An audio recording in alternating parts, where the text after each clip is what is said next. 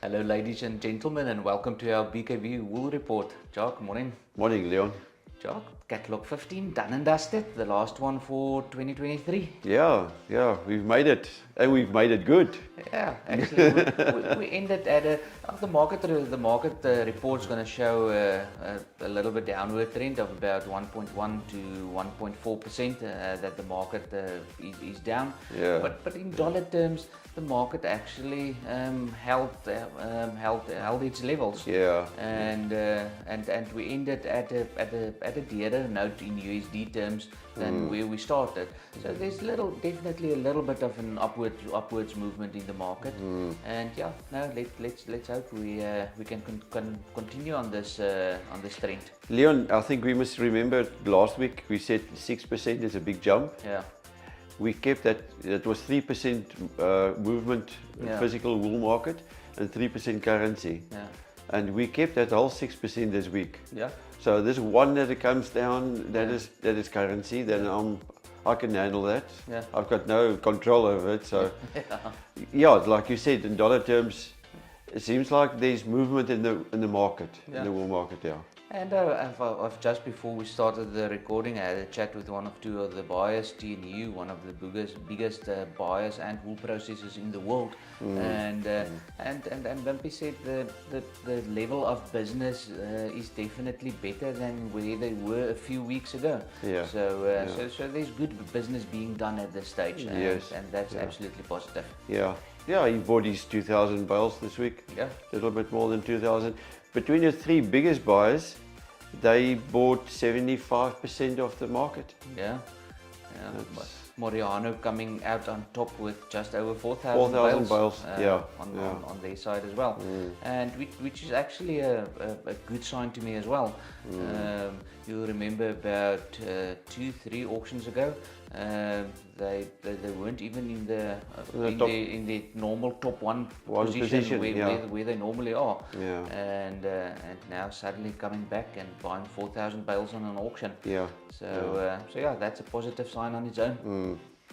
Yeah, but if you look at the average prices, there was an Edinburgh clip, Jacques and Dani were there. Yeah. And averaging 118 rand. Yeah. For Edinburgh. That's well done. That's absolutely. Really, that's. We walked through the display boxes before the auction with them, and it's one of those beautiful yielding clips, 71 yielding for, and as you said, for Edinburgh, excellent clean yield for. Well, it's a 19.5 micron clip. Yeah. So what more do you want? That is what we said. That's the sweet spot what we want here. Yeah, definitely. I think one of the other clients who did extremely well on the average side, Frikkie Wenzel Broers. Yeah. They did extremely well as well. Yeah, that was a big average there. Yeah, I think there was a couple of young Ys in there. 134, call it 135 rand average, yeah. And the same thing, I had the privilege of on Thursday walking through with Frikkie through the display boxes, and a beautiful prepared clip, and yeah, there you can see it in the averages. If you put in your part in the shed, it reflects through to the prices. On the day the market will meet it. So both of them, Jacques, Dani and Bola, and the Wenzel brothers, Frikkie, two beautiful prepared clips, and yeah, now it pulled through to the prices. Yeah. And then beautiful prepared clips, Dani Low from Tromsburg, with a super fine clip, EST tested, and yeah, it totally paid off for him. 240 rand for a 15.8 micron line, and then Richard Armstrong, Tweedale Farming, spot on with him, 240 rand on a 15.6 BFY.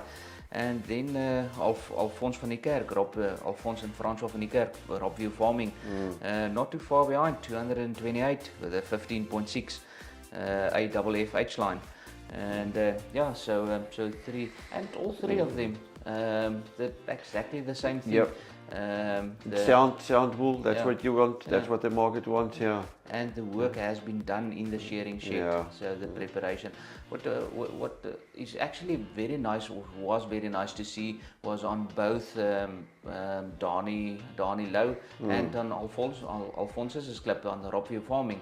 So both of them are EST clips, but still beautifully prepared clips. So there were no fleeces forced into the line just because the micron is right. Yeah. The fleeces that needed to be there were there. So that's why I always said, the final say is still going to be on the table. Yeah. By hand and eye, he'll decide, does it stick to this lot or not? Yeah. And it works. It works. Definitely. Yeah. I think it's a market that paid for quality the last 2-3 weeks. Yeah. And that's what we want. Yeah. Yeah.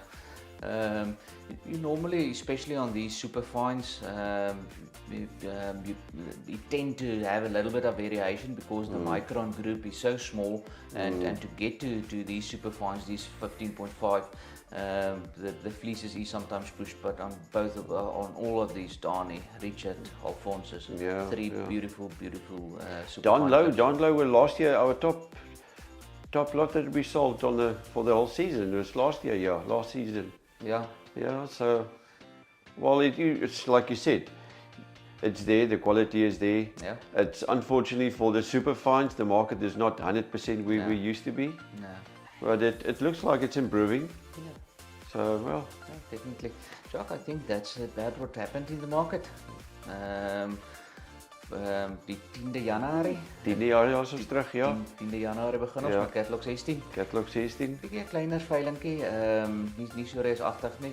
Volume het ingekom vir 15 om die laaste ene te vang. Dit 16 bietjie opgedroog, maar dan gaan ons weer van 17, 18 af gaan groter wees. 17, 18 het weer gegroei, ja. Dan gaan ons weer op. So maar 10de Januarie. Then we will have Catalog 16, sell Catalog 16, and we will have a market report ready again.